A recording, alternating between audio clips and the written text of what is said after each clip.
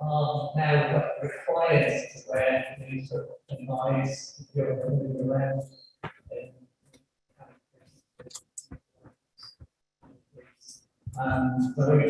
To speak, there is hand sanitizer there if you need to use between speakers.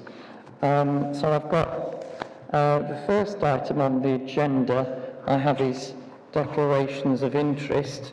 I'll just say it's not a prejudicial interest, just put to note that the R20 Residents Parking area is within Fishergate Ward, which is the ward I represent. So obviously I have had communication with people on the progress of this scheme to this up to this point. Does anyone else any declarations they wish to make? Did you want to? I've got a declaration of interest in agenda item 4, as I have an interest in a property eligible to participate in the ballot, so I will be withdrawing for that item, and Dave will be leading. Okay, right, thank you for that. In addition to the public speakers, I have had a number of written representations as well, which I will refer to during the course of the meeting, just so that they're on record. So in terms of, in relation to R20 Kilburn Road, I've got written representation from Adam Myers, who is the trustee of the allotments at the end of Kilburn Road. I've also got written representation from Martin and Leslie Robinson of Alma Terrace and Pauline and Phil Silverwood of Alma Terrace, and a written representation from my fellow ward councillor, Councillor Dave Taylor, again in relation to the residents parking R20 item. So if necessary, I'll refer to those when we get to that item. So if I move on to the registered, before registered speakers, we'll have the minutes. Just get these things in the right order. So I've got the minutes of the meetings of the 22nd of June and the 20th of July. A couple of minor textual corrections to those which I've noted on the minutes and will be corrected online in due course, but otherwise I'm happy to sign off those as approved, those two sets of minutes for previous decision sessions. Which brings me to public participation. I have a number of speakers registered either in person, online, or online or by telephone. So I'll take them in the order that I've got them registered, just to remind everyone that they have 3 minutes, and I'll try and keep you to time, give you 30 seconds warning when you're getting close to the end of your time. So I'm going to take all the speakers first, and then we'll go on to each item in turn. So the first speaker I've got is Councillor Myers, who's here in person. Can you just say which item it is you're speaking to? There seems to be a little bit of confusion. Yeah, active travel item. Okay, thank you. So when you're ready. Okay, thank you, Councillor. It's good to see everybody in real life, as they say.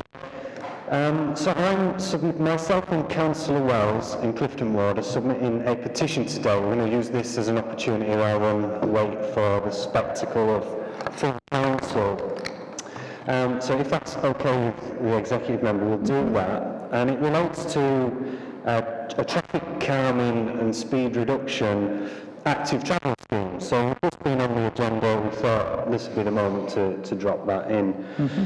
It relates to Burton Stone Lane, the lower end of Burton Stone Lane from the junction with Clifton. And it's been signed by most of, if not all of the residents in that lower section, where the speed reductions would be designed mm-hmm. on the highways. Now, we first, myself and Councillor Wells first raised this matter with transport officers in January 2019, having worked with the residents in that area to try to reduce speed. Subsequently, the residents did the voluntary community speed watch scheme, and they've got extensive data of high speeds in the area. We've then taken transport officers on walkabouts, both in August 2019 and in August 2020, whilst securing the ward funding to deliver the scheme in May, June 2019 as well. So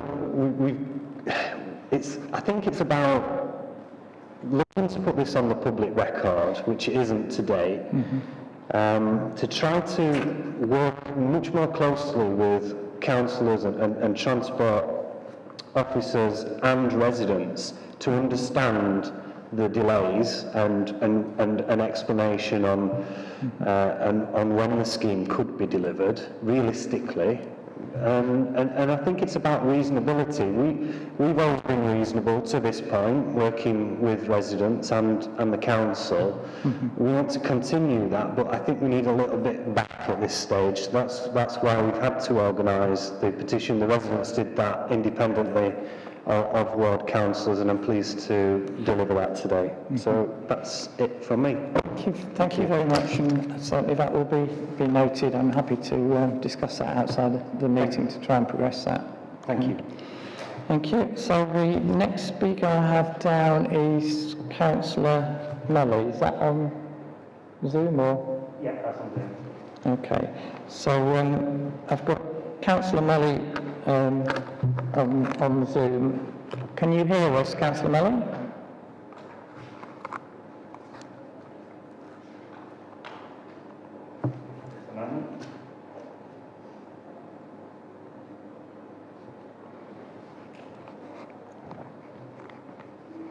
They're having some difficulty trying to hear us over Zoom. The connection isn't great. Okay. I don't think she heard you calling out for that. Okay, I'm just looking at my speakers list. The next one after that is on Zoom as well, so if I come back to those while we try and line them up. It says Councillor Douglas is on Zoom as well, I believe. So if I move on then to the next one on my list is Catherine Crocker, who's here in person regarding parking on Elmer Terrace. So, do you want to give us your 3 minutes when you're ready? Right, Thank you. get my specs on. This is about Elmer Terrace resident parking. I started a petition, we did it in November 2018. There was an overwhelming enthusiasm for residents parking. We were just looking at the top end of the street from 1 to 14, the same length of street as Grange Street, which has got it. More residents than Rosedale Street, which got residents parking. I did the same petition again on the 14 houses. Actually, there's 15, but it's 1 to 14. Overwhelming support again, and I've given the petition to this meeting. But the result of this survey means that the 99 addresses of the entirety of Elmer Terrace voted 83% in favour of residents parking. But the result is that all we needed was 2 people to vote against. But it's a very powerful vote because it would be better for them to not vote at all, because that keeps the vote below 50%. We got 47.5% return with 83% in favour. So I do feel as though we have overwhelming support, even though we haven't gone to the 50%.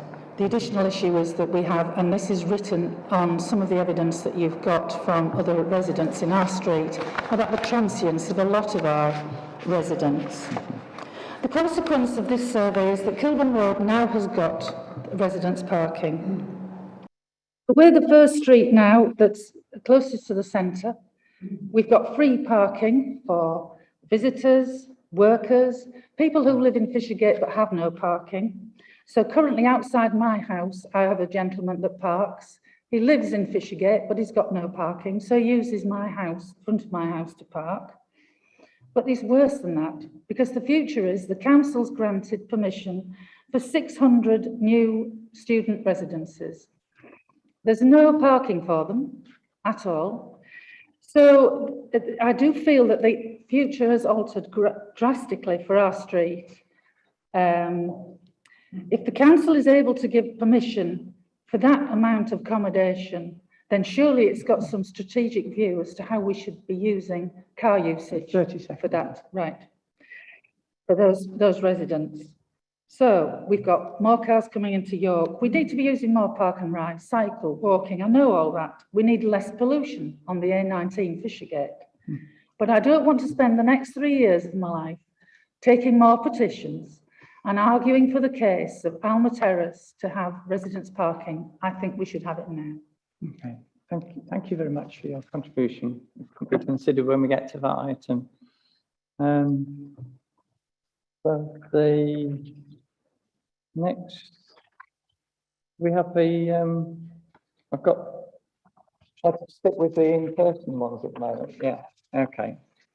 So the next in-person I have down on my list is Margaret James, who's also wanting to talk about residents parking.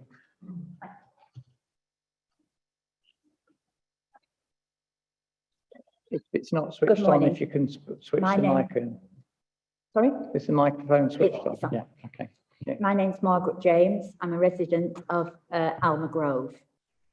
In Alma Grove, we, as Catherine on Alma Terrace, suffer greatly from people parking in the Grove to the detriment of residents. We have 30 houses in the Grove, 17 car owners, maximum of 19 cars.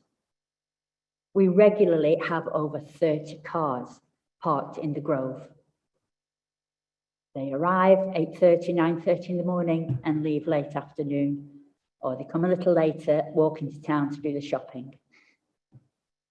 Yesterday, one of the residents actually had to park in Hospital Fields Road, which was the nearest parking space he could find. And that yesterday we had 31 cars all day. We're lucky enough also to have a green in the Grove, in the centre, and we regularly have cars and vans parked on that green. I'm one of the residents who looks after the green.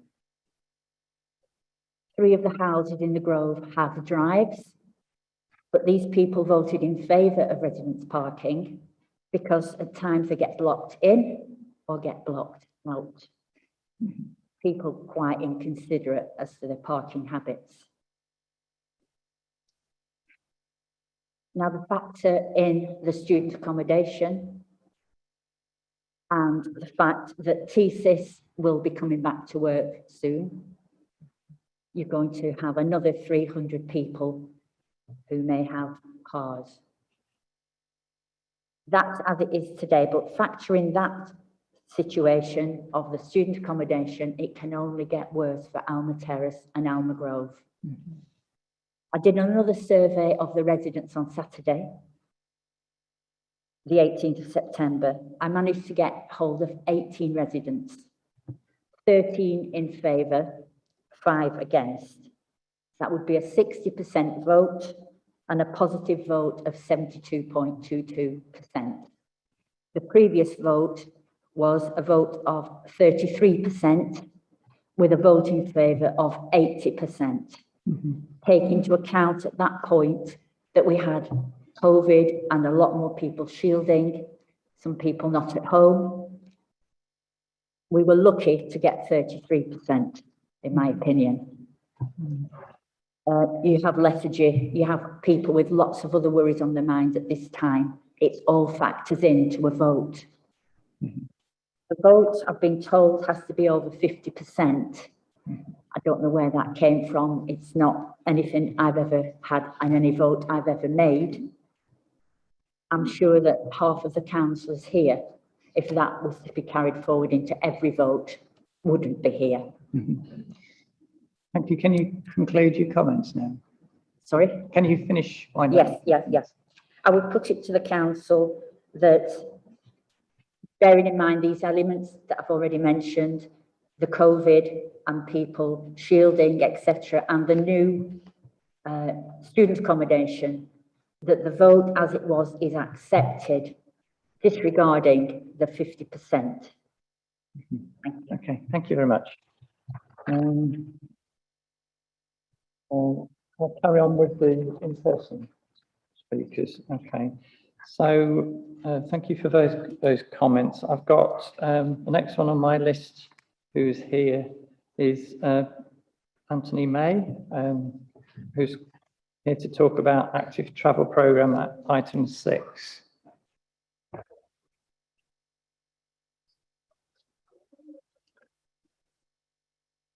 Start when you're ready. Chair, good morning. I'm speaking on behalf of York Civic Trust. In the 5 years to 2019, cycling increased by 10% in the UK. In York, it fell by 1/6. And this lacklustre report explains why.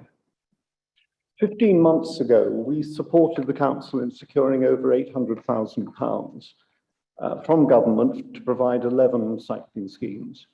Yet of those, 2 have already been withdrawn. 1 remains in Coppergate.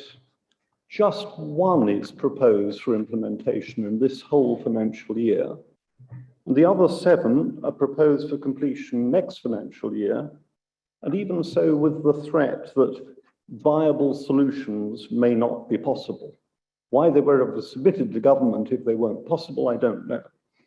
The report says nothing about the risk that funds will have to be returned to the government, and the schedule proposes only consulting on these schemes once they've been designed, which is well known to be extremely poor practice.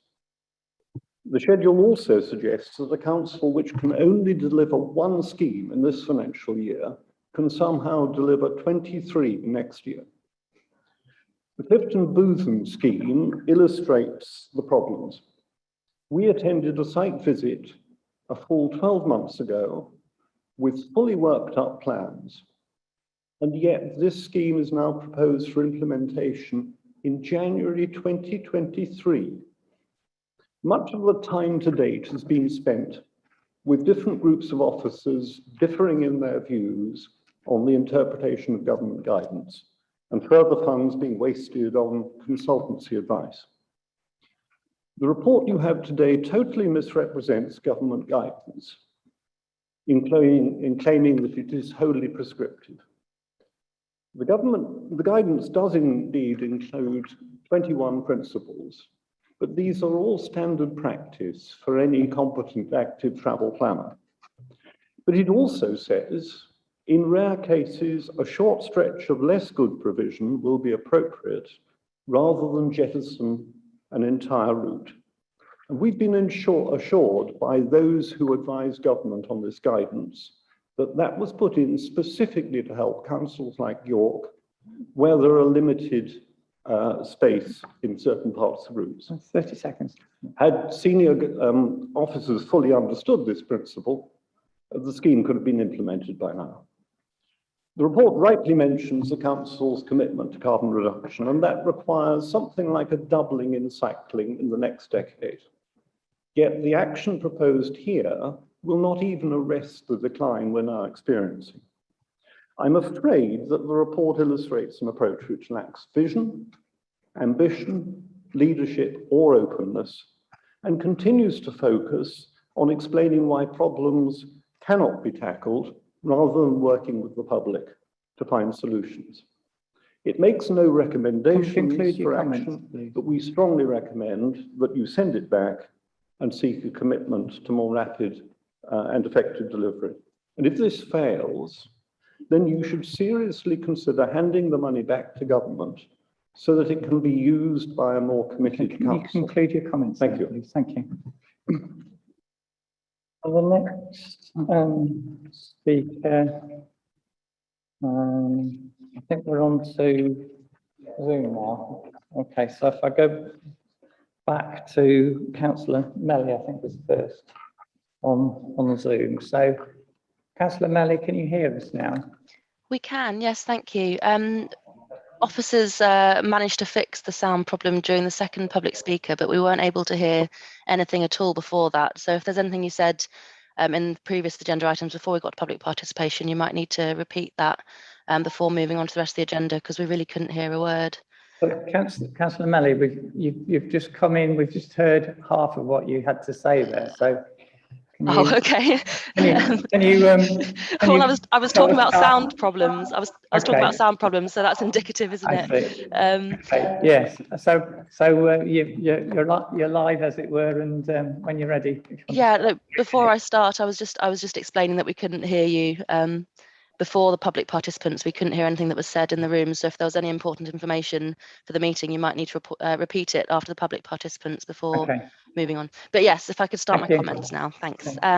Okay, well, yes, good morning, Councillor de Gorne. There's information in this report that I and colleagues have been asking for months, if not years, but we've heard nothing from you.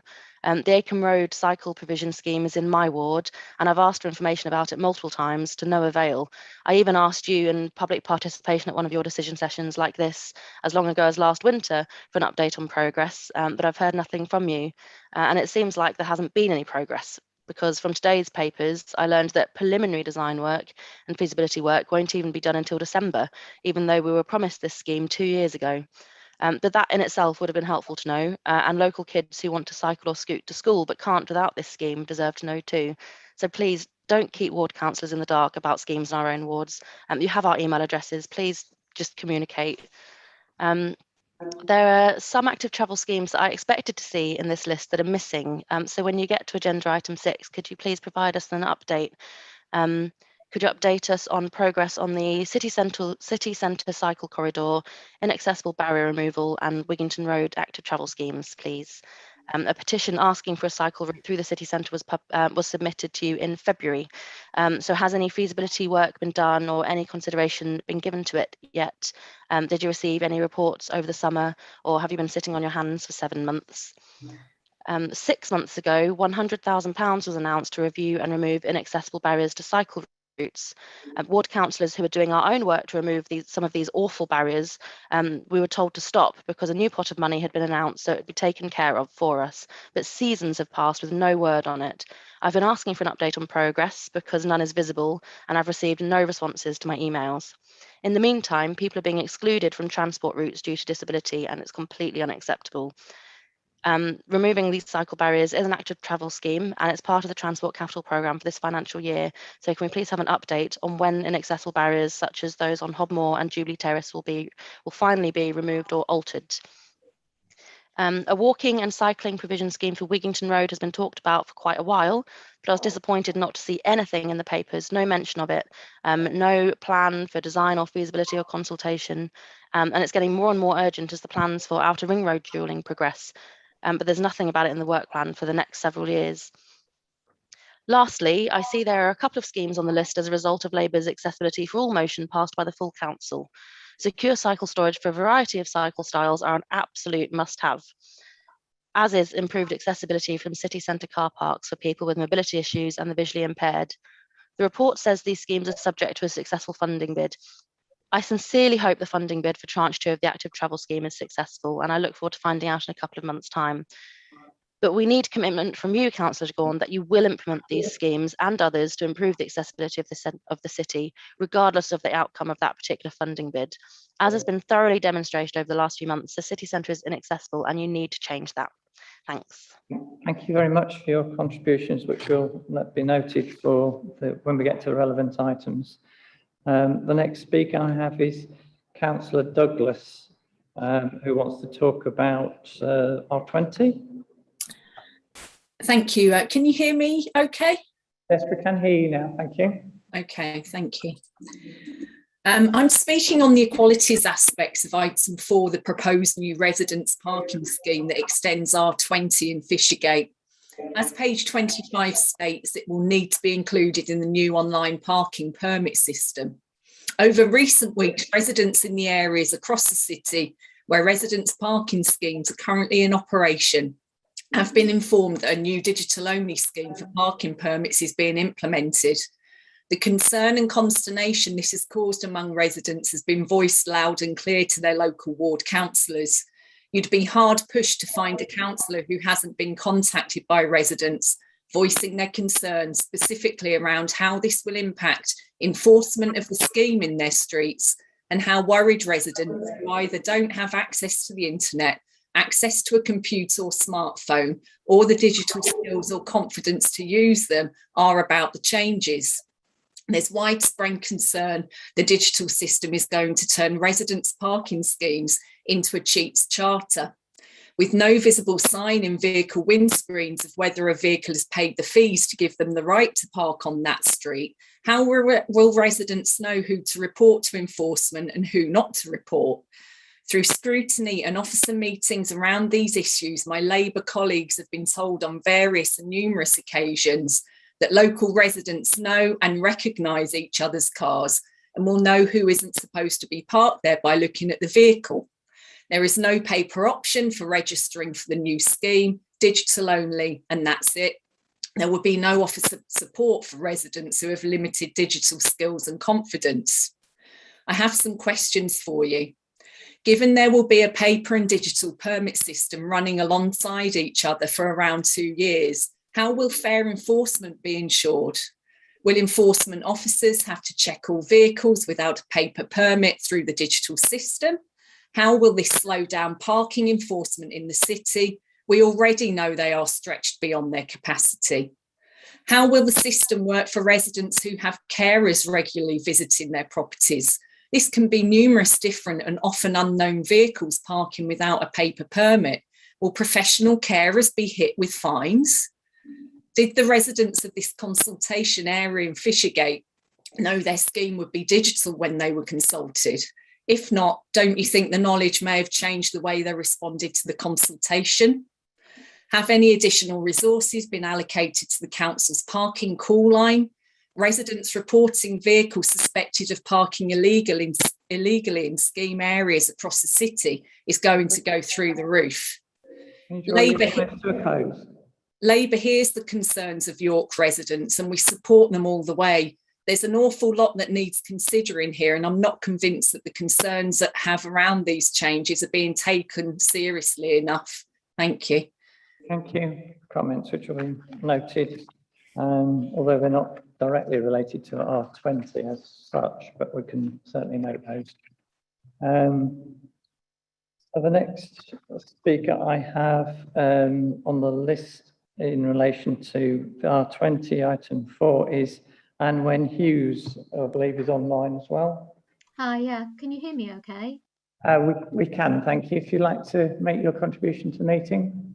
Okay, so I speak on behalf of the residents in Lower Alma Terrace, so that is west of Carey Street, in favour of the Res Park scheme for the terrace, and in particular 29 properties I was able to contact between notification of the report and this meeting. This includes 5 that support the scheme but did not respond to the consultation at the time for reasons that I will come to.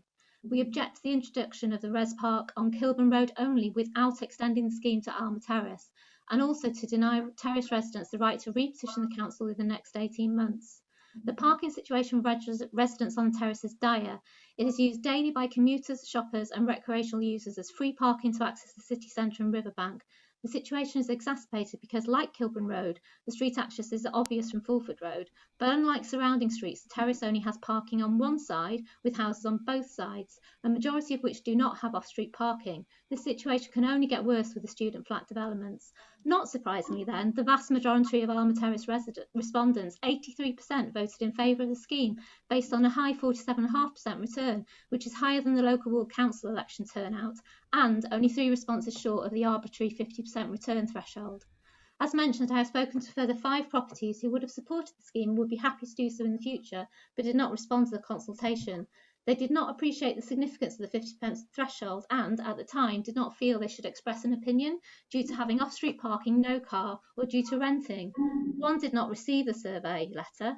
These responses would have taken the result above the 50% threshold and increased the yes majority even further.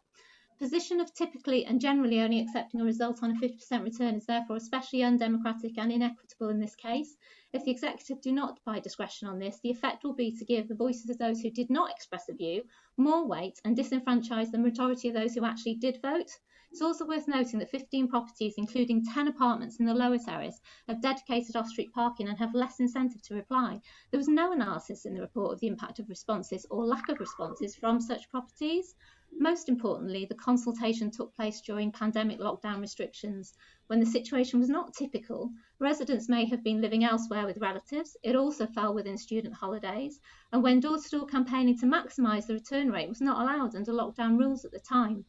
In these circumstances, I plead with the executive to apply discretion to this 50% threshold and extend R20 to Alma Terrace and Alma Grove as a whole. To not do so would mean that the executive is ignoring the majority of respondents' views, is continuing to enable commuters and recreational users to treat our terrace as a free car park, and would put commuters' rights above York residents' rights, and it goes against many of the policies in the Council's own local transport plan, in particular around enabling and promoting the use of park and ride.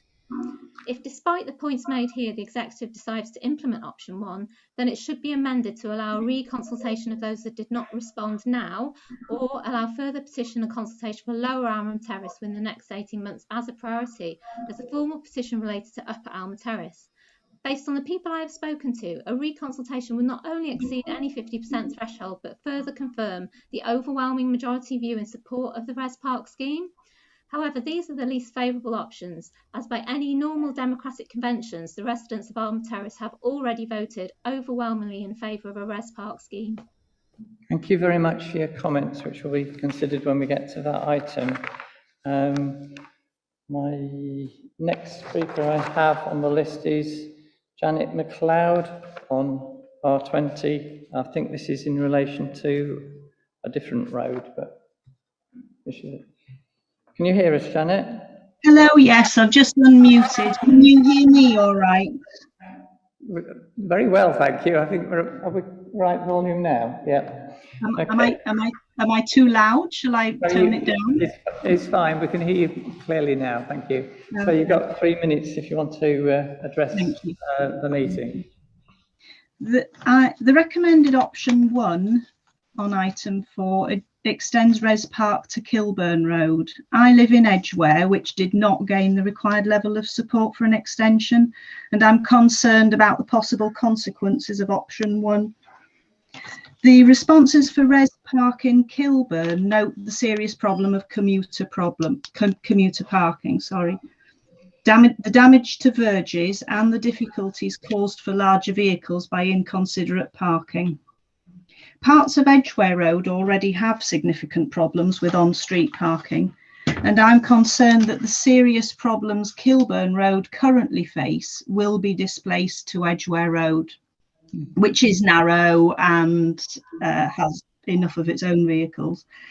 I note that one response in favour for Hartoft Street mentions the displacement of residents from nearby streets where Res Park is already in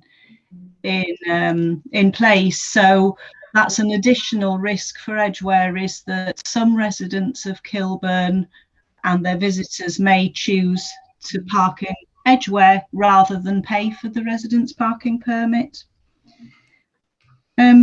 I note that the unadopted road status of Edgware requires a significantly higher level of response and consent rate than adopted roads. The prohibitive cost of adoption leaves Edgware Road in a cleft stick. Residents remain legally responsible for the huge cost of road maintenance, and so the cost of Res Park is mentioned by several against votes as being irrational. Why would we pay to park on our own property? Those are the points I wanted to make, and my request was that the council consider a further consultation with residents of Edgware Road in the light of the approval, the potential approval for Kilburn Road's Res Park scheme, and that the issues are placed before all the residents of Edgware so that they can make decisions, and that the importance of a high response rate is is set out for them in that letter. And I did wonder as well, because the road is unadopted, whether one option that wouldn't involve Res Park might be for the council to put notices at the entrances to Edgware Road that designate the road as unadopted and explain that unauthorised parking would be deemed to be trespass. I don't know if there's a precedent for that or whether that might be worth considering. And the other, because the cost of Res Park is a significant sticking point for the residents of Edgware Road, I wondered if the council might consider offering to offset or reduce the cost of Res Park in view of that. And that's all I wanted to say. Thank you for your comments, which we'll take into account when we get to that item. Thank you. Thank you. And I think the last speaker I have registered to speak is Councillor Vassie, talking about the Active Travel Fund item. Hello. Hello, we can hear you. Yes. Yes, that's good. Want to say something for 3 minutes? Thank you. So yes, this is about the Heslington to Weldrake cycle path and whether we need feasibility studies and consultations. Is the Weldrake to Heslington cycle path feasible? Well, it was feasible enough to be submitted as a key component of our active travel plan to government last summer. Feasible enough to get government approval and £250,000 of funding to implement it. Feasible enough for the administration to put £200,000 to this year's budget to deliver it. Do we need more public consultation? We have over 200 supporters of this cycle path on Facebook. A cycle plan that recognises the need to expand a safe cycle network to include all the villages around York, and a consultation organised by the Civic Trust and the York Cycle Campaign that saw village and city residents calling for this path. We have, to my knowledge, 18 years of consultation behind us, including 12 years' work on this particular path.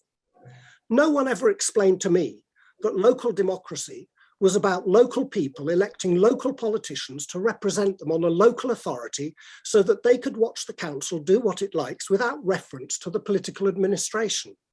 And yet, the executive member and the administration have made it clear they want this cycle path and the others in the active travel plan. The elected government is funding the delivery of this path. Sustrans, the national cycling body, has offered to help make it happen. So what on earth is the blockage? Let's stop creating feasibility studies and consultations as devices to prevent us from doing anything. Let's stop the dawdling and stop being people with 1,000 reasons why things can't be done. And instead, get off our knees and be the people who can and do deliver change. Let's all accept the reality that widening the ring road without creating new cycle lanes and new cycle routes to enable active travel is counterproductive and contrary to this council's declared determination, agreed to by all the politicians of all parties, to create a zero carbon future. Let's roll up our sleeves and create the Weldrake to Heslington cycle path, because it is in our gift to do so. And when it is done, we will all feel proud that we stood up when it counted and helped to shape our city's future for the better. And as the world prepares to attend COP26, please let us show that York is at least capable to deliver cycle paths to contribute to tackling the challenges of climate change. Thank you. Thank you very much. That was a very appropriate speech to end the public participation on. So I am now able to move on to the agenda items. So the first item on the agenda for consideration is the R20. Item 4 is the R20 Residents Parking Zone scheme. So do I have somebody wants to introduce this? I'll just introduce this item. This reports on the consultation results Thank you. And just before I forget, there is also one piece of additional information, I believe, that we've got about a different scheme, not R20, just if we can put that The in. Kexby Avenue scheme. Yeah, the Kexby Avenue update on the university scheme. If we do just deal with that first before we Okay, move to that's R20. fine, yeah. So as part of the university scheme, Kexby Avenue was originally excluded, and we did receive a balloted petition from residents of that street, which has been put on the October forward plan. Mm-hmm. We are in a position to send out new ballots to that street on the back of that petition, and we could have results for the October meeting if it's acceptable for council to go on for us to progress that. Well, that certainly is very welcome news today. Obviously, I do represent the residents of Kexby Avenue, and Councillor Taylor has been in communication with them following the decision about the rest of the scheme going ahead and the fact that they were excluded. So if we're able to reconsult and then bring back a report for a decision at the October meeting, I think that would be excellent. So I'm happy for that. If you want to minute that, Robert, that we'll go ahead with that reconsultation on Kexby Avenue. Thank you. So do you want to return to R20? Yep. So this is relating to the R20 Fishergate Resident Parking Zone and to determine what actions are appropriate. Darren, do you want to this item? So the scheme was originally brought forward by two petitions, one from Alma Terrace and one from Kilburn Road. Due to the proximity of the two streets, it was decided to consult the areas as a whole, including Grange Street, Wenlock Terrace, and other streets off that area. We consulted with the properties in March of this year, and we got the consultation results back. As part of that, there was only Kilburn Road that made the 50% response rate. As mentioned by participants at the meeting, some other streets did have a very high response rate in favour, but did not meet the 50% response rate. So the officer recommendation is to only take Kilburn Road forward for the formal consultation of the TRO, amendment to the TRO, and not any of the other streets, and potentially have them on a extended waiting list until see what happens with the street for reconsultation potentially in future. Okay, thank you for that report. So what I will, starting, if I can just refer to the figures on page 19, I believe, of the report. So the actual statistics in terms of the return, as you say, the survey was done in March, which was during a lockdown period, as has been pointed out. So if I start with perhaps the easiest one, which is Kilburn Road, and note the comments about the impact on Edgware Road, which is also an unadopted road, which adds added challenges. Do you want to just explain what the issue is with unadopted roads? As it's privately maintained, the authority doesn't have the right to put any restrictions on the road. So we obviously, due to the restrictions that were posed at Kilburn, we approached the residents to see if they would be in favour of joining the scheme as well. Looking at the results, we received 25 responses from the 37 properties, with only 44% in favour. Okay. So, I mean, I note the comments from one of the speakers about residents may want to reflect on the decision if the decision is to approve Kilburn Road. So it may well be, as you've suggested, we can do for Kexby Avenue, that it would be appropriate to reconsult Edgware, but obviously noting the issues about, we'd need to make clear if we did that, the situation about it being unadopted.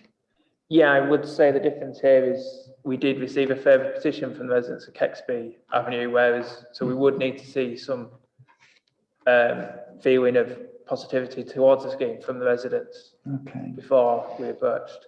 Okay, so what I propose then, I mean, as I've said, the overwhelming support, 95% of those responding from Kilburn Road are in favour, and a 62% response rate.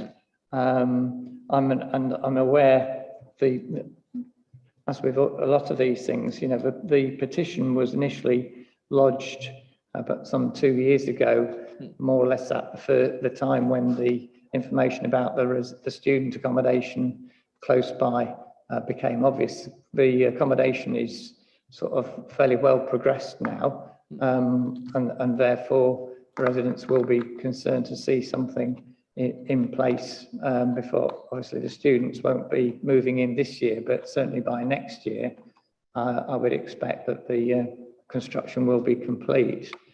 So I am happy to approve Kilburn Road being formally consulted under the legal process, and in response to the representation from Edgware Road, I'm happy for that information to go back to them, that if they feel in the light of the decision that it would be appropriate to include them, that they can bring forward a petition which could be then reported to a future session such as this meeting. Okay. Yeah. Also, just to note, the written representation I had from Adam Myers from Yasio, which is his trustee from the allotments. Obviously, there's concern about the potential impact of a residents' parking scheme on the small car park for allotment holders. What he's asked for there was that they should obviously work with the allotment holders about appropriate signage to make it clear that that's a private car park at the end of the road. And it may be that we can look in terms of for consultation with residents in Edgware Road or what's appropriate exit signage at the end of the zone when you enter Edgware Road. We need to consider what is appropriate wording. So I think we need to just okay. I'm not sure what signage see what could work best within the legal requirements to indicate that it's the end of the permit zone. Yeah. So I'm not sure what's already at the allotments, because it's not an area we're aware of that's getting parking at the moment from anyone. So okay.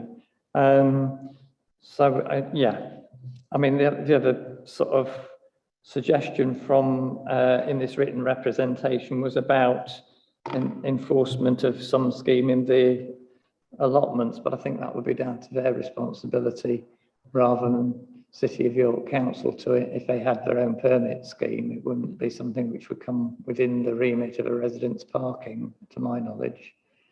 So just note that that was also put forward.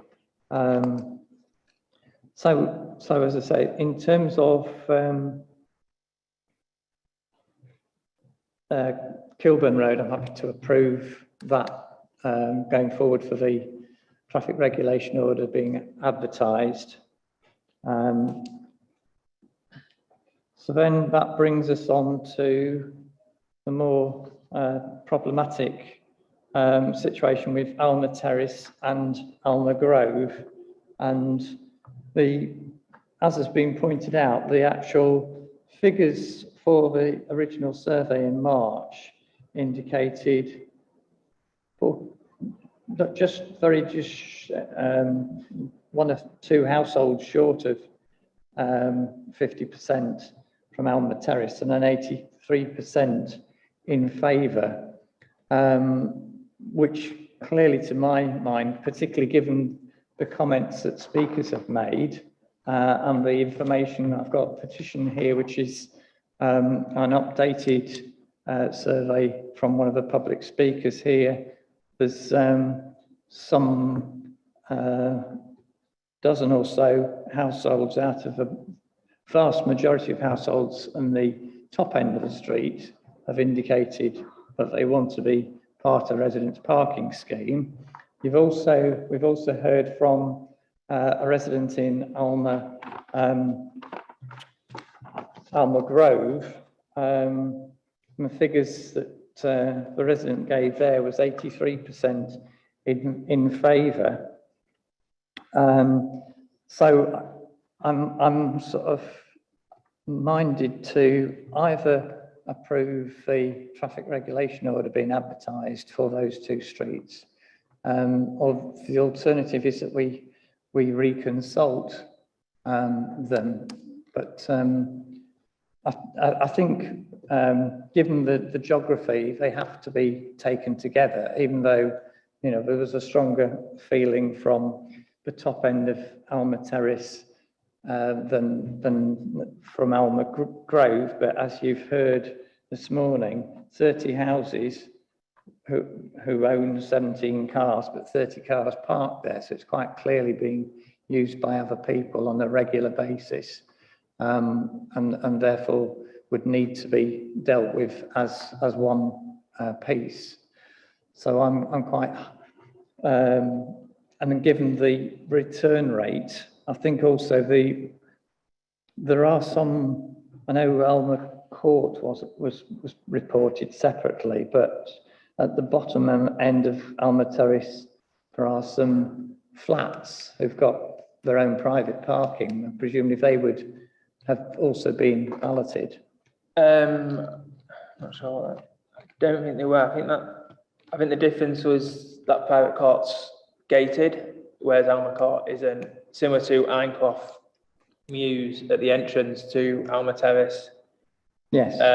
They front onto Alma Terrace. Again, I mean, obviously they have, separate. as I understand it from representations, they have allocated spaces, but then if they have more than one vehicle in the households, obviously they would need to be eligible to be part of a scheme. Yeah. So, so I'm just trying to be clear about what's the best process to follow, but my inclination would be to go ahead with the advertising. Given the representations we've had, it's quite clear from the residents in those areas that they've already done their own survey. So to actually wait for the council to actually put on extra resource to do a further survey would just slow the process down. So what I'm minded to say is that we should advertise the traffic regulation order for Alma Terrace and Alma Grove as the two streets that have given clear indication that they really want this. I mean, obviously Alma Terrace was a petition over 2 years ago now. Okay. So I'm happy to approve the traffic regulation order being advertised for those two streets. If looking at I'm aware obviously there are adjoining streets, Carey Street, Wenlock Terrace, and there's Francis and Ambrose are the adjoining streets, but the response rate from them was much lower, even though there might have been a majority of those responding were in favour, but there was only about 30% response rate. And obviously, you know, if residents in those areas find that there's a knock-on effect, then it's up to them to then come back with a petition or representations to extend the zone if that proves to be a problem. So with those two streets, as I said, the other streets, Carey Street, Wenlock Terrace, Ambrose, Francis, Holly Terrace, and so on, there's a less than 30% response rate. But I do think that needs to be kept on a review. I don't know whether we can actually review that once student accommodation is built. I mean, that's probably going to be 18 months' time. Yeah, I believe as part of the planning commission, the developers have a responsibility to survey the areas before and after, so we could use those results as part of that review. Yeah, I mean, I aware of that. The challenge, I think, with that process, obviously that was put in to try and allay the concerns of residents. The difficulty we have is if the street is already full before the students arrive, then there's a survey will only tell you that it's full. It won't tell you how many extra So how much extra parking use has that resulted. information. I'd use that in conjunction with other information we've got. We can use that facility rather than just solely basis it on that. Mhm. So if the residents want to come back with us a petition, as you've mentioned, then that we can consider that. Okay, thank you. And then the other recommendation, which relates to Lewisham, Hartoff, Farndale and Lastingham, again, I think that given where we're at with the process of waiting lists and the time limit, we shouldn't take them off the list, but rather allow for a further review in sort of a year or 18 months time, because if what would be concerned about if they're taken off the waiting list and then there's a petition, then they're going to be waiting another 2 years before they get to the top of the list, if you sort of mean. Whereas what we've got in at the moment is provision that if there's a knock-on effect, then residents in surrounding streets can come back rather than going to the bottom of the It should be noted that the list has reduced significantly since Almond Terrace and Kilburn Road were originally put on it. So there's not. Okay, so can we just sort of minute to keep it under review rather than just completely removing from the list? Because obviously it depends that we don't know in a year's time whether that's going to be an issue or not. Okay, and then lastly, there's a question, particularly given those two decisions. I mean, I didn't have any discussion prior to the survey about the use of the term R20. Now, the concern I have is that the Kilburn Road and Alma Terrace are quite geographically separate from the rest of the R20. And if it's advertised as an extension to R20 rather than a new zone, then the problem will be that residents in certain parts of the ward can then drive to a different part of the ward and park in somebody else's street. Particularly given that R20 does have various services and is quite close to the city centre. So I don't know if you... We had previously had discussions about ensuring that this was an extension of R20, because the other option was an extension of Maida Grove, which is south of the current area. And you were against the idea of extending Maida Grove because it's too far away, which is understandable. Right. So then it was discussed at that meeting earlier this year that it would be an extension of R20, and this whole area would, because obviously you've got the properties off. Okay, so would Hospital Fields be the, sorry, not Hospital Fields, Maple Grove was the other that's option. South Hospital Fields Road, which is R63, I think. Right. Well, perhaps if we can review that outside the meeting, but I do have concern whether it's R20A or R63. I think it needs to be separate from R20 because of the fact that R20 includes the streets next to the local shops and places like Bluebridge Lane and so on, which could then actually encourage people to drive and park somewhere else in the same zone, which then would impact on the residents in the rest of R20, if you see what I mean. Okay, so if we can note to review that before the TRO is advertised. Yeah, thank you. So I think that concludes the rest of the Just one point to correct. One of the speakers talked about 600 student houses. Just in case anybody is concerned, the Frederick House development is 280, if I remember rightly. They may well have been counting in the student accommodation. There's an application which has not been approved yet for Mecca Bingo. There's also one for about, I think it's about 90 students on what was it is currently the plum-based centre, which are actually the other end of, those are both in R20 at the other end of the ward. So they're already surrounded by residents parking in that case. So I think that's less of an issue, but it's still nevertheless increasing concern about the growth of the student accommodation without associated parking that residents are concerned about. So as I say, I've noted the comments from the representations that have been brought to me. And there was one in particular I've highlighted in my the written representation from Councillor Taylor said he'd urge not to remove the streets from the waiting list, but to allow for a review in another year or so. So if we can sort of note that, but it's still open to review rather than being put at the bottom of a long waiting list, if that transpires to be the case when they come back. As I'm sure, unfortunately, is inevitably with these things, it is likely to be the case.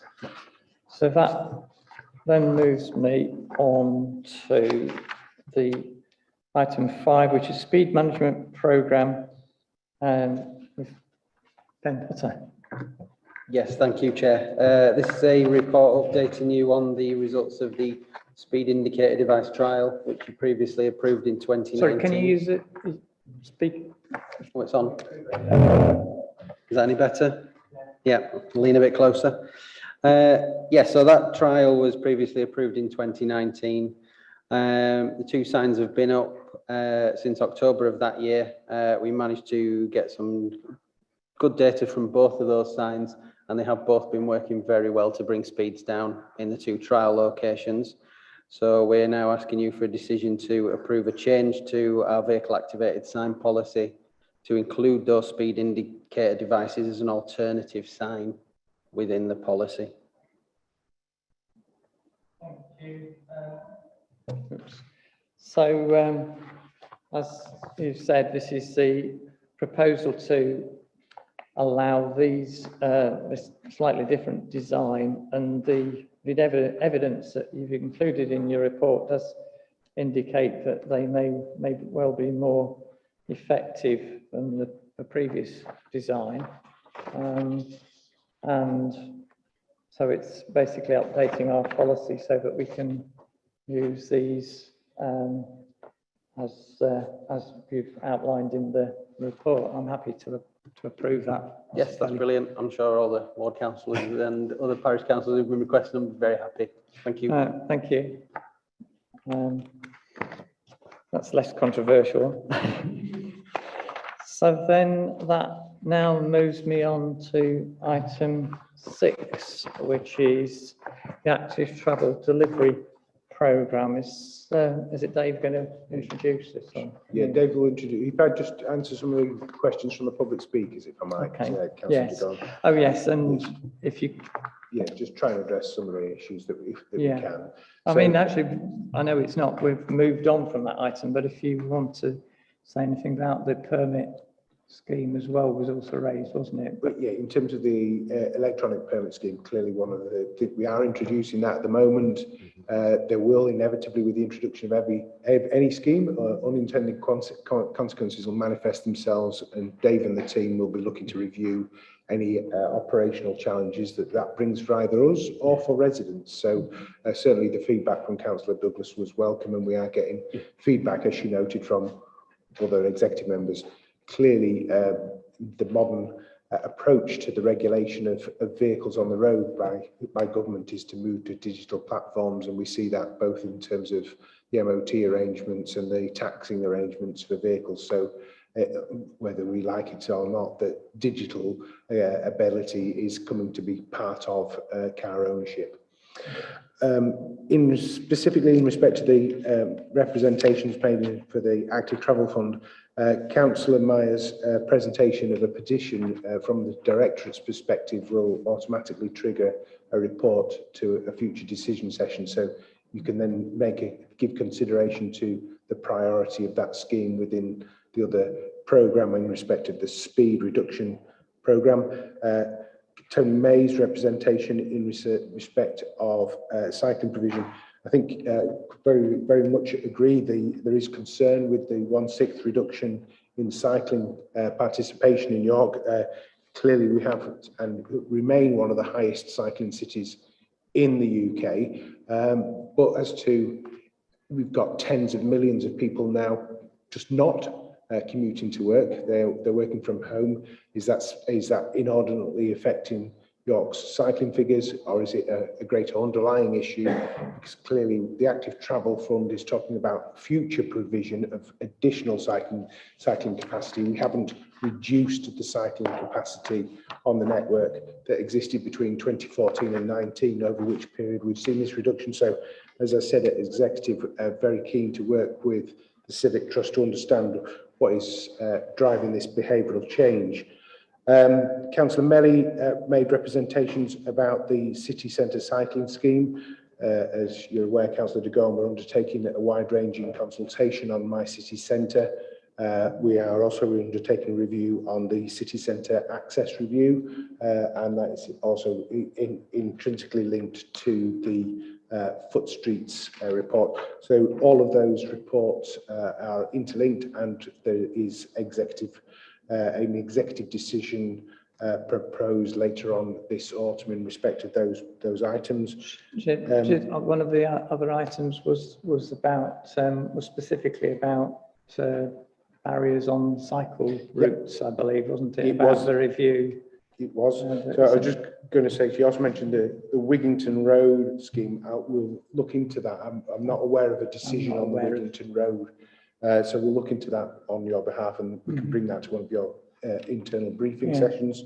In respect to the barriers, Councillor is quite correct. The executive made a provision of £100,000 to start the work on examining the barriers that we have around the city. It should be noted that those cycling barriers are predominantly historically put in at the request of local communities to prevent antisocial behaviour. So there is a balance that we're going to have to strike in respect of every one of those barriers, and that will be subject of a further report to your executive decision sessions. Again, finally, Councillor Vassie noted his lobbying stroke view as to the priority to be given to the Heslington to Wheldrake cycle scheme, and clearly that's a matter for yourself and the executive to consider the practicalities of implementation and therefore the timing and priority you wish to give to it. So hopefully that's covered the speaker's comments, unless you've got any further. Thank you. I'll hand over to Dave to talk about the actual. I mean, and if you can also give an update if any corrections to be made to the timetable. I think there were one or two where, well, there's certainly the Wheldrake scheme seems to have got time travel on the on the dates. So thanks, Neil. Chair, just to move into this report, we've obviously been a long-standing piece of work. We've reviewed in the last couple of months, and we're really putting a lot of resource now in place, or attempting to, in order to move this forward. Probably aware that we've had resource challenges up to this point on this, which explains lack of activity, and officers who've carried the work to this point have used best endeavours to get involved in each individual project. I think the step change now is about running things through and delivering things end to end, and that's what the programme reflects. There are corrections on the Wheldrake scheme, which are, there was a typo, it should be January 23, November 23, which is the Wheldrake Heslington cycle path. Now, what I would stress is the programme we've put together is very much based on what information we have now and what resource we have in place now, plus some assumptions around external resource that we'll bring in. The ambition is to accelerate the programme where we can. There will be areas where things will happen faster, but we wanted to present to yourself a realistic position of where we are today. We've got continued ongoing discussions around engaging with external organisations to assist on some of these schemes, and some of the schemes are complicated in terms of the land and ownership and things like that, which are things that we are going to struggle to resolve quickly. But we will obviously endeavour to do that. The recommendations in the report is to note the plan at the back, which I don't know if you'll want to comment and walk through any of the individual items on there. The second is to note the progress on the University Road scheme. The plans are attached in the annexes at the back. And then there's just a delegation there to the Director of Environment, Transport and Planning to put the necessary arrangements in to move that scheme forward. The third item is just to note that there are 4 additional schemes on there which are subject to a recent funding bid, which, because we're in discussion with the DFT, they're content that we're pulling together a robust programme. We don't see, or our understanding is that there will not be a risk that the funding will be clawed back, and that we can effectively move the funding to future years, which will help support completing the programme. But the 4 schemes, which include city centre parking improvements, city centre access improvements, the People Street schemes around Clifton Green and Badgerfield primaries, and the secure cycle parking, are the bids we've currently got in with government, and we're happy that those bids are robust, and that if we're successful, that we'll continue to put resource in place to support those. And finally, by way of routine, we are proposing that we attach an update on the active travel programme on a more regular basis, so it won't be an ad hoc update to your session, but it will come with the Transport Capital Monitor, so that'll give a bit more transparency around where we are. It'll give a bit more detail. You'll be able to see the plan, hopefully sort of move in over time. And hopefully, and what I would say from an officer perspective is that we're absolutely committed to delivering these schemes as quickly as we can, with the maximum amount of safety and maximum amount of benefits for residents and visitors. Thank you. So you must have read my script, but this report represents a welcome milestone in achieving a step change in 21st century standards for active travel provision in York. Yesterday, I actually spent most of the day at the Transport for North annual conference, which had input from Yorkshire's elected mayors, outlining their ambitions for decarbonisation of transport and transforming the way that people are able to get to travel about. One of the speakers, South Yorkshire's Active Travel Commissioner, Dame Sarah Story, talked about their plans for more connected active travel network by 2023 and a map of what that would look like by 2040. So they have a long-term ambition to radically change that. York has a far more potential as a compact, flat city. Having lived in Sheffield, I can attest to that. And we cannot really afford to miss out on this wind of change that's sweeping the rest of the region. So these schemes were first reported in my decision session 8 months ago, after we secured, as has been pointed out, the 800,000 government funding. But as speakers have noted, it has taken until now to create a project management approach and a comprehensive delivery programme, which I'm being asked to approve today. The timescale is still far too slow compared to the urgency of carbon reduction and the desperate need to provide attractive alternatives to single occupancy car travel for most local short journeys, which is obviously the key area where we can make the most influence and impact. So looking at the recommendations that I've got on page 102, the first one, as I've sort of indicated, are still concerned about the timescales that are set out in Annex A, even though I do recognise that they currently represent, as you've said, a best estimate, which could be brought forward in some cases. So I would like to see at the next report, wherever we can, those being speeded up, if you like, and progress reported so we can actually deliver on those schemes. On the second item, which is the University Road Scheme, the design of this appears to involve significant expenditure and staff resource, which would not be needed if the overall active travel scheme was to be progressed. And thus I feel that the £30,000, which is indicated, 25,000 from central budget, is not the most cost-effective use of scarce resources.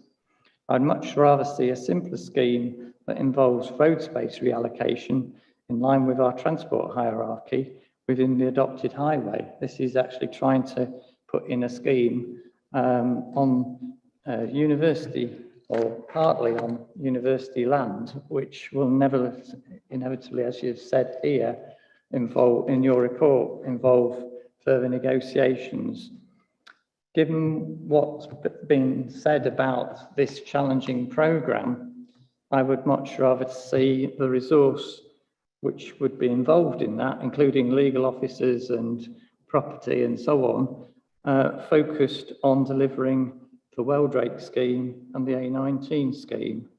So I'm not happy to agreeing to delegate that decision, but obviously want to see progress on the A19 scheme, which, as one of the speakers said, was a detailed programme some 12 months ago, but it's not been progressed. I also note the reference to further funding bid to the government, which, as you said, we have clear indications what that might be, but I would have some concerns if we're not able to progress the existing schemes fast enough, and therefore impact on government views about us securing about additional funding. I welcome the reference to quarterly reports back, which can serve to highlight how we're progressing, what changes are being made to design, changes to dates, consultation and so on, and the expected completion dates for the programmes.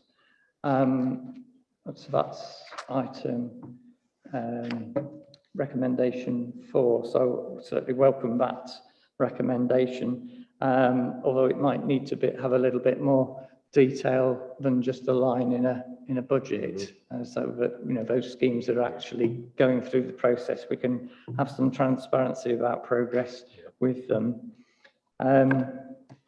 Moving through some of the specific schemes which are referred to in this report, there's Navigation Road Scheme, which has been referenced recently as going ahead. I'm very grateful for that. It was approved at my decision session some time ago, and is now set to be put in place in October. However, I do have just one or two things of detail which hopefully can be picked up. The plan which you've attached, I note this is intended to be a walking and cycling scheme, but there's at least a couple of locations on there. I went past there yesterday. There's currently no drop curbs or tactiles on the pavement. They're not on the plan, so that needs to be picked up to ensure that it complies with modern standards for the footways in that particular location. So I welcome also the commitment to consult with relevant ward councillors at the preliminary design and feasibility stage, and certainly for those projects which are first in the line on the schedule, I would want to see that consultation with ward councillors happening in the next month or two, so that we're able to sort of inform the design process.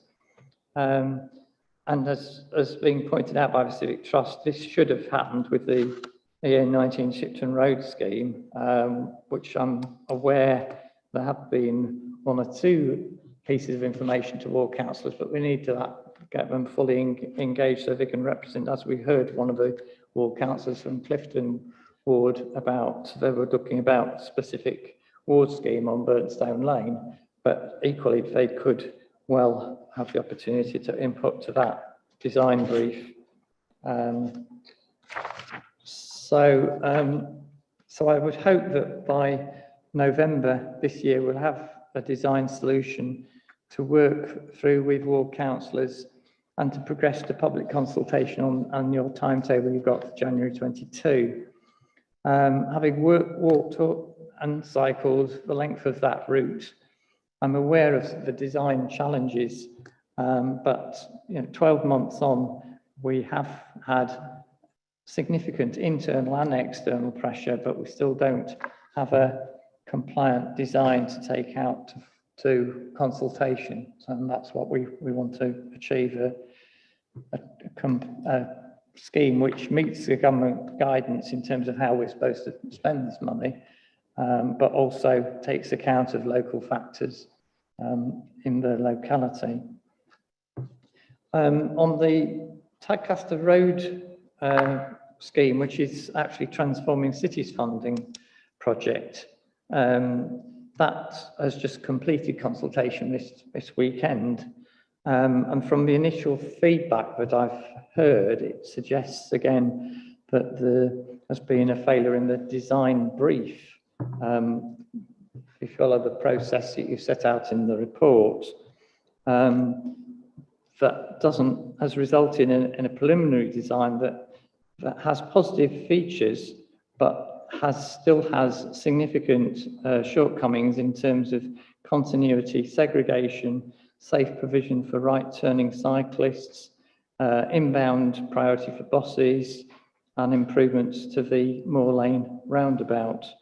I understand that the outcome of that consultation will come back to my decision next month. So obviously I will look at what officers' response has been to that feedback from the general public and from various stakeholders. But as I say, I'm aware that is not funded through the Active Travel Programme. That is part of the Transforming Cities Fund programme. Just obviously, Councillor Vassy spoke about the Weldrake cycle scheme, which is not mentioned in the body of your actual report.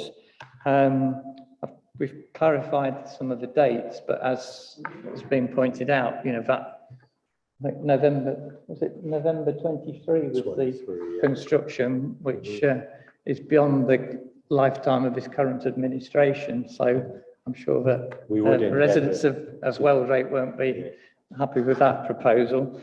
And I certainly hope that we'll be able to make more rapid progress through working with partners in creating this vital off-road rural link. And I do see, although I appreciate there are, as being said, land issues and quite sort of complex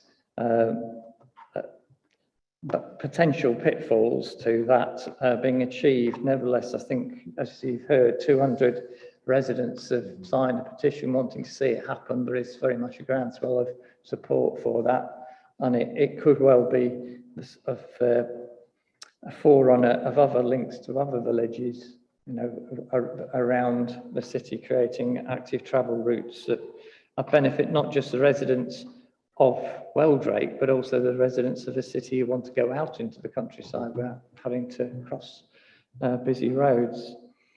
Finally, I just would like to put on record that the changes I actually drew up for this draft report haven't been reflected, unfortunately, in the published report. So there are some phrases in here which do come over rather as officer speak. So certainly in the reports, on the basis of my experience yesterday, hearing Yorkshire leaders across the region talking with excitement about children being able to chat to friends as they walk or cycle to school, develop their independence, healthy lifestyles, and preparing for zero carbon worlds that we have to create as quickly as possible to limit catastrophic climate destruction, then I think that has to be reflected, sort of a positive passion which you heard from Councillor Vassie. We do need to try and make sure that our residents understand we are concerned about climate change. We are acting on that, and we are going to deliver the changes that are needed to make it easy and attractive as possible for people to make that choice to change from driving to using sustainable travel and active travel. York residents are all too aware of the impact of extreme weather and the more frequent flooding, which has become the norm, and they're keen to reduce emissions whenever we create the right environment and conditions and to choose that active travel. So I believe we can't afford to get that wrong when we, as has been heard, resources and officer time is so tight and the shortness of time for us to deliver those alternatives. So I do welcome the fact that at last we have a clear programme, but we are still, I will still be pressing for steady implementation, and I would hope that by the next quarterly report can have an updated version of this Annex A, which demonstrates clear progress on these bold set of measures to transform active travel. So with those changes, I'm happy to approve. So just in respect of the university scheme, clearly understand your intent. As we note in paragraph 27, the existing trees are causing issues with the existing footpath. So reflecting your wishes, will you be willing to delegate to the Director of Environment, Transport and Planning to implement obviously whatever necessary safety measures are required? So I was just going to say necessary temporary traffic regulation order in the main carriage in respect to the main carriageway being used for alternative footpath provision, if that's okay. It's just that means that we can secure that. Obviously, if that, obviously that would be up to the officers to design. Yes, indeed. We will do the design. It's just making sure you're clear that you can. The alternative is that you're delegating that decision to the officers to undertake a carriageway-based temporary regulation order. So doesn't actually say that in here. That's the situation, but obviously that's. It's helpful to clarify that point. It's maybe oblique, but it does say identified an issue with the footpath along this route caused by existing trees. So that's why the measure was proposed and the funding. But clearly there is alternatives to building the footpath on the university land, as you've highlighted. The main carriageway is an option and is often quite used. Wide Yes, it is. That location, isn't it? It is, and it's often the main carriageway is used as alternative footpath vision, so we'll do that. Just in respect of the design brief on Tadgast Road, clearly that will be reported, but I think has been noted by Tony May and yourself in respect of Shipton Road. Ultimately, design is a compromise, and LTM 120 doesn't require a consistent carriageway all the way down. So that design does represent a compromise, and we will have to walk through that with you at the next meeting as to those compromises.